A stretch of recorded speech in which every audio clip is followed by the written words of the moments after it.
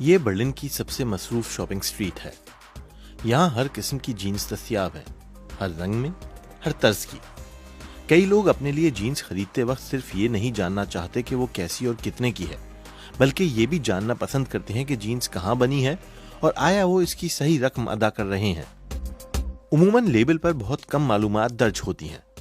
اکثر تو یہ بھی نہیں پتہ چلتا کہ جینز کہاں بنی ہے۔ کئی کمپنیاں سسٹینیبلٹی کی تشہیر کرتی ہیں۔ جینز تیار کہاں کی جاتی ہیں، یہ جاننا اتنا مشکل کیوں ہوتا جا رہا ہے؟ حالیہ برسوں میں ٹیکسٹائل کی صنعت میں کئی اسکینڈل سامنے آئے ہیں۔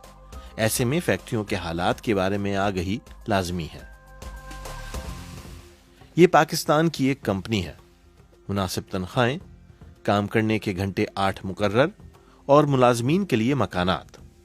عموماً جب آپ ٹیکسٹائل فیکٹری کے بارے میں سوچتے ہیں تو ذہن میں استحصال، غیر معیاری حفاظتی انتظامات اور دیگر خطرات آتے ہیں۔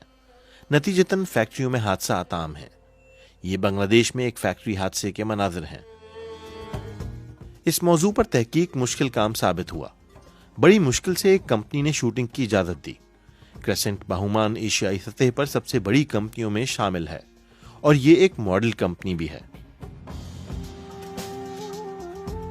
کریسنٹ باہومان نے اپنے ملازمین کے لیے کالونی بھی قائم کی ہے۔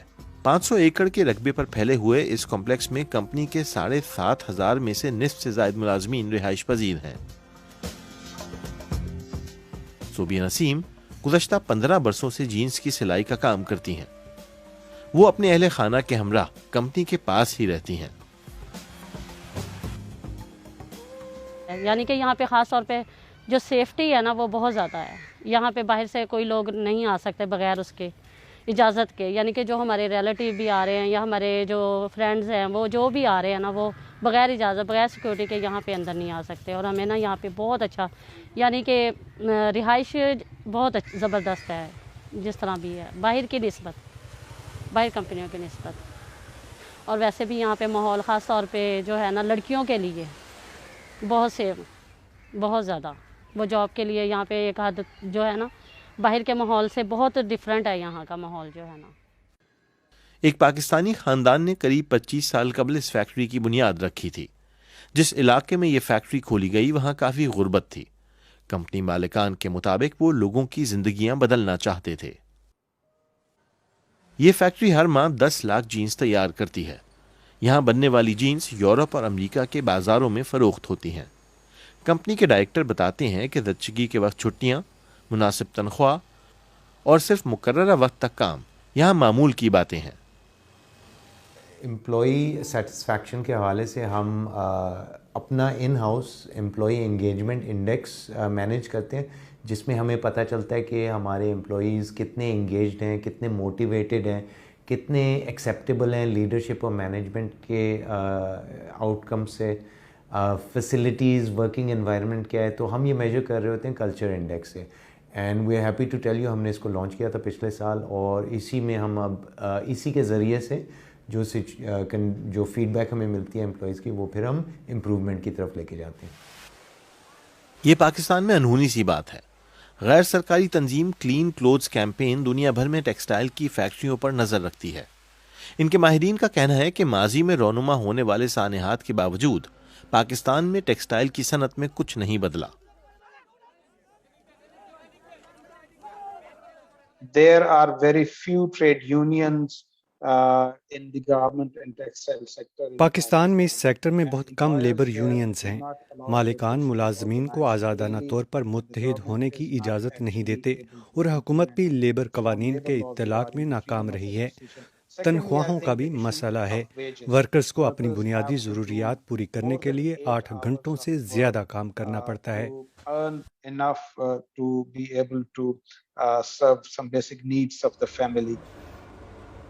کورونا کی وبا کے دوران بھی حالات کافی خراب ہوئے۔ کئی کمپنیوں سے خریداروں نے آرڈر واپس لے لیے۔ کمپنیوں کو ملازمین کو نوکری سے فارغ بھی کرنا پڑا۔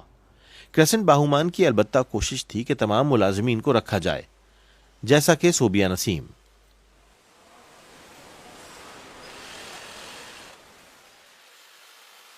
یعنی یعنی کہ جو اپنے ورکر تھے وہ ان لوگوں نے کہیں ادھر ادھر جانے نہیں دیے تھے. اس طریقے کی ان لوگوں نے پلاننگ کی تھی کہ کوئی بھی ورکر جو ہے نا یہاں سے گیا نہیں تھا, اور اگر کسی کو بھیجا بھی تھا تو انہوں نے 2 مہینے کے بعد یا 3 مہینے کے بعد جیسے ان تھوڑے حالات بہتر ہوئے تو واپس ری جوائننگ کرنی شروع کر دی. یہ کمپنی اپنی ساکھ کا تحفظ اور اسے بہتر بنانا چاہتی ہے. کمپنی اپنے خریداروں کو دکھانا چاہتی ہے کہ اس کے ملازمین کو دیگر کمپنیوں کے مقابلے میں بہتر سہولیات فراہم ہیں.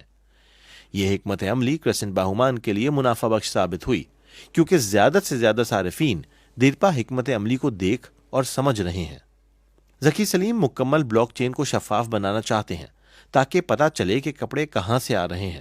بلاک چین کا فائدہ یہ ہوئے گا جو کنزیومر ہے یورپ میں, وہ اپنے پرچیز کو, چاہے وہ جین ہے, ٹی شرٹ ہے, اس کو سکین کر کے دیکھ سکتا ہے کہ میری کاٹن کہاں سے آئی, کس فیکٹری نے میرا گارمنٹ بنایا ہے, اس پہ انرجی کتنی کنزیوم ہوئی. جتنی تفصیل اویلیبل ہوئے گی اس وقت تک, اس کا کاربن فٹ پرنٹ کیا ہے, اس کا کاٹن فٹ پرنٹ کیا ہے, بہت سی انفارمیشن اویلیبل ہوئے گی کہ وہ ڈیسیجن بنا سکے اپنے فیوچر پرچیسز اور کرنٹ پرچیسز کے.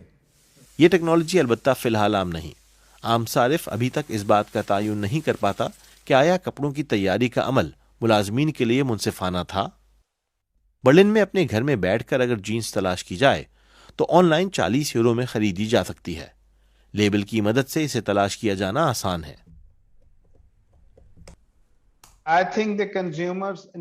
میرے خیال میں یورپ میں صارفین کو اپنی حکومتوں پر دباؤ ڈالنے کی ضرورت ہے تاکہ پاکستانی حکومت پر دباؤ بڑھے اور وہ لیبر قوانین پر عمل درآمد کو زیادہ مؤثر انداز سے یقینی بنائے.